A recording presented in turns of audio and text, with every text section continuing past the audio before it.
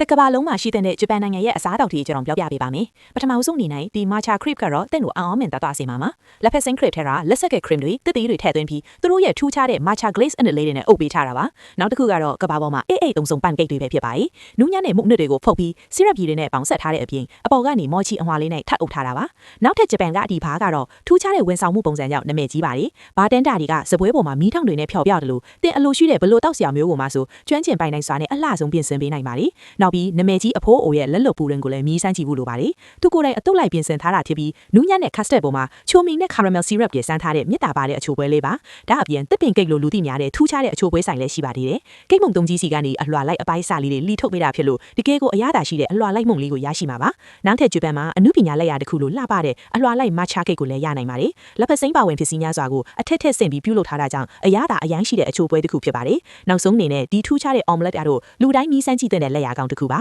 ကြက်ဥကိုလီးတောင်ပုံစံအကွက်ကြကြကြပြီးချီးဆွေထည့်သွင်းကမီးတောင်နဲ့အပူပေးဖင်းဆင်ထားတာဖြစ်တဲ့အတွက်လူတိုင်းမြည်စမ်းကြည့်ပင်ပါတယ်